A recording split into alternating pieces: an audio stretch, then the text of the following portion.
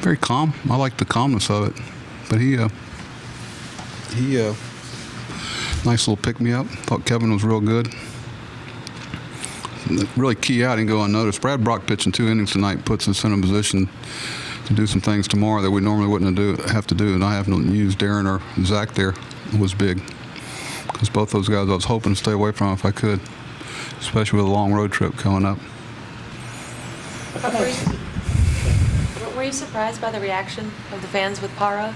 Or was that just kind of par? No, par for the course. Yeah. Oh, wow. I'm reading Rock's blog. That was Para. Did you already use that? It'll be a power grab. No, nothing. Our fans, they are very knowledgeable. Just they're on it.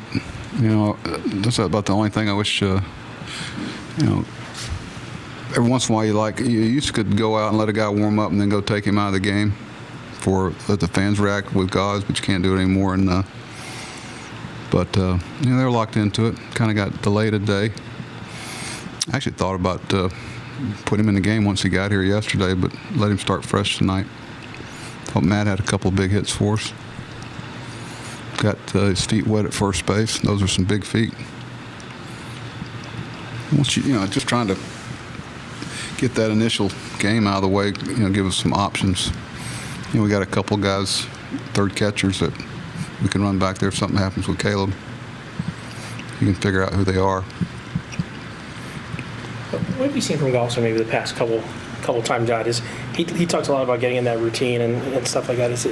Are you seeing that kind of guy who maybe?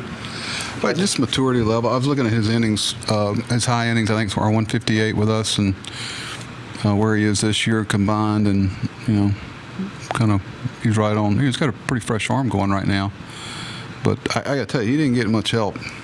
There was, 5 or 6. I'll say be nice and say borderline pitches he didn't get that I thought could have made it even better than it was. But he was really good. And he attacked and had a good feel for all his pitches. He has 2 or 3 outings now. Machado home run, stolen base. He's putting up some really nice stats. Yeah. Is there anything? Are you surprised that he's showing this much power and stealing this many bases? Well, the stat I like is he's contributing to wins, and he made a heck of a play. I think sometimes we miss how hard sometimes it is to see the ball off the bat. Matt was talking about how different it is with people in the stands, and we like that. Okay. As opposed to BP when you got the green seats and stuff, there's just so many different dynamics. And certain ballparks, trying to get off the ball quickly. Manny got a great jump on the ball that, he couldn't quite finish the play on. But, guys that give themselves a chance to have success, nothing really surprises me. Like I say all the time, if I say this guy's going to be as good as he's capable of being, that's the only thing I concern myself with is making sure that, we're able to surround themselves with the people that allow them to do that.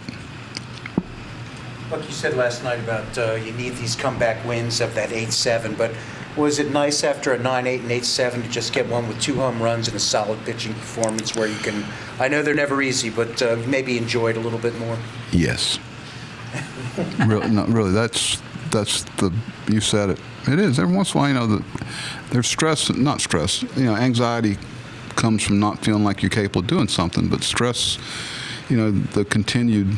This is a really good offensive team, maybe statistically maybe the best in baseball, and you can't let your guard down at any time, and because there's a big crooked number waiting on you, and so we pitch real well tonight. And we pitch, you look at the scores, the numbers we've given up the previous 2 games. There was some good pitching in that. It just wasn't out of some people that are capable of a lot better.